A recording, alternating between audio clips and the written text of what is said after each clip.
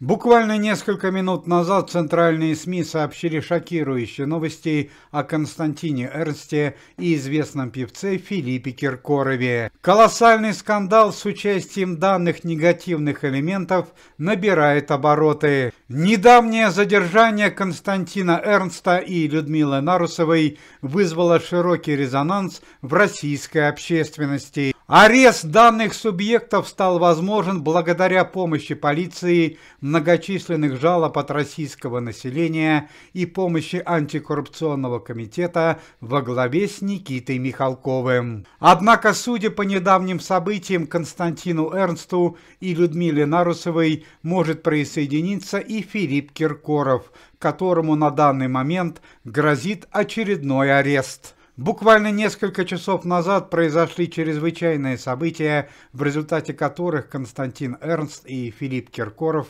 покрыли себя несмываемым позором, от которого им отмыться будет невозможно. Филипп Бедросович Киркоров вновь отличился и попал в очередной скандал. Причиной тому стала шокирующая вечеринка, которая произошла несколько дней назад в одном из ночных клубов города Москвы. На ночной тусовке собрались известные российские артисты, блогер и телеведущая Анастасия Ивлеева, певица Лолита Милявская, Филипп Киркоров и другие молодые артисты российской эстрады. Данные негативные элементы всю вечеринку вели себя непотребно и ходили практически в неглиже, чем вызвали колоссальный негатив со стороны общественности и российского населения. В частности, Филиппа Киркорова в связи с шокирующим событием предложили арестовать, снять с него звание народного артиста России и запретить концертные выступления. Обезумевший от горя Филипп Бедросович поспешил публично извиниться перед российскими зрителями и с рыданиями вымаливал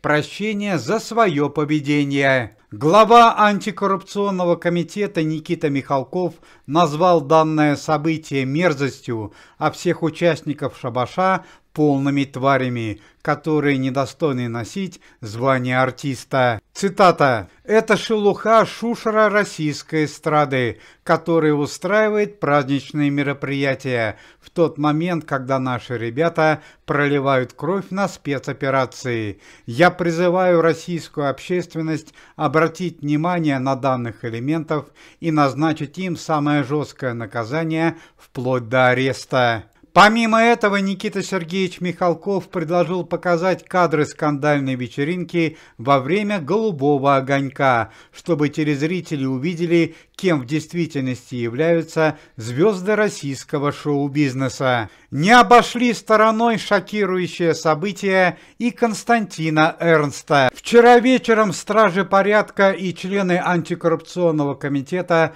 доставили Константина Эрнста в студию Первого канала, где Константин Львович попросил извинения за свои действия и публично отказался от места генерального директора Первого канала. Отметим, что арест Константина Эрнста был связан с 3 противозаконными действиями: обвинение в причастности к заказному убийству Влада Листьева, финансовое мошенничество в крупном размере и преступная связь с семьей певицы Натальи Королевой. По некоторым данным, вскоре на телевидении может появиться новый канал. По всей вероятности, его директором может стать народный артист России Александр Анатольевич Ширвинд.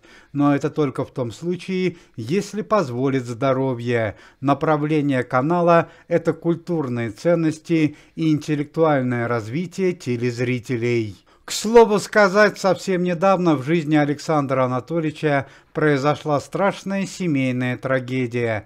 В Китае во время землетрясения, находясь на гастролях, погибла его внучка. Уважаемые зрители, если вы поддерживаете действия антикоррупционного комитета и соболезнуете Александру Анатольевичу, то можете поставить лайк под видео и написать поддерживающий комментарий.